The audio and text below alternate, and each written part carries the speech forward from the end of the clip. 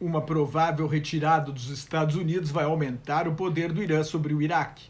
O presidente Donald Trump afirma que mandou matar o general Qassem Soleimani, comandante da Força Quds, a tropa de elite da Guarda Revolucionária do Irã para ações no exterior, para acabar com uma guerra e não para iniciar outra. A lógica seria escalar o conflito para desescalar, amedrontando o Irã com o poderio militar dos Estados Unidos, para evitar novos ataques, mas, no momento, o que se espera é a retaliação iraniana, como virá, onde e com que intensidade.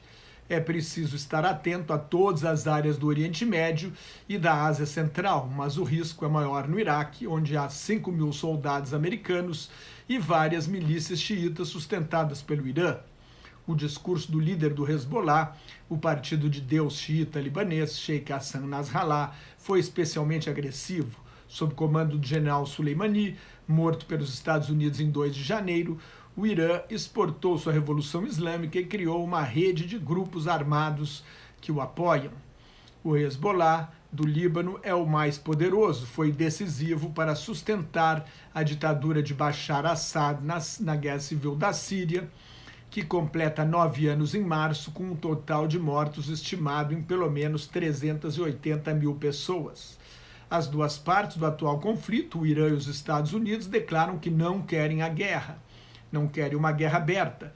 Para Trump, que fez campanha prometendo acabar com as guerras eternas, seria um risco para a reeleição, com as imagens de soldados americanos mortos voltando para casa em caixões enrolados na bandeira. O regime fundamentalista iraniano correria o sério risco de ser eliminado. Mas um conflito indireto existe há décadas, desde a vitória da Revolução Islâmica em 1979, sobre a ditadura do Shah Reza Pahlavi, que era aliado dos Estados Unidos e de Israel. A principal arma dos Estados Unidos, desde que Trump abandonou o acordo nuclear assinado em 2015 pelo governo Barack Obama, tem sido sanções econômicas. As provocações recentes do Irã visam a pressionar o governo Trump para aliviar as sanções que sufocam a economia do país. Uma das preocupações americanas é um ataque cibernético, mas não se sabe exatamente qual a capacidade do Irã de travar uma guerra cibernética. Outra preocupação é com a decisão da Assembleia Nacional do Iraque de ordenar a retirada das forças internacionais lideradas pelos americanos. Primeiro, o presidente Donald Trump alegou que os Estados Unidos gastaram bilhões de dólares em bases militares e vão exigir indenização. Se o Iraque não quiser pagar, Trump ameaça impor sanções ainda mais duras do que as aplicadas contra o Irã. Depois, o Departamento da Defesa indicou, através de uma carta, que aceitaria a decisão soberana do parlamento iraquiano e faria a retirada. Por fim, os Estados Unidos disseram que a carta foi enviada por engano e que não tem planos para retirar suas forças do Iraque, para onde voltaram em 2014, a fim de combater a organização terrorista Estado Islâmico do Iraque e do Levante. Nos últimos dias, as forças americanas esqueceram o Estado Islâmico para cuidar de sua própria segurança. Por ironia da história, o general Soleimani e as milícias xiitas foram aliadas dos Estados Unidos na guerra contra o Estado Islâmico. Soleimani foi o principal responsável pela defesa de Bagdá quando os jihadistas do Estado Islâmico avançavam rumo ao sul para tomar a capital do Iraque antes dos Estados Unidos entrarem na guerra. Com sua morte, o general iraniano pode estar perto de alcançar seu maior objetivo, a retirada total das forças dos Estados Unidos do Iraque, o que deixaria este país nas mãos do Irã.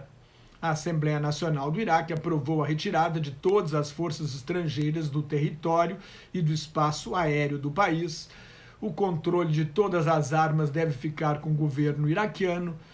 E eles querem ainda uma investigação sobre o bombardeio que matou Soleimani e enviar uma reclamação ao Conselho de Segurança das Nações Unidas denunciando a violação da soberania nacional do Iraque. Este projeto foi aprovado por 170-0, mas os deputados sunitas e curdos, contrários à influência do Irã no país, se abstiveram.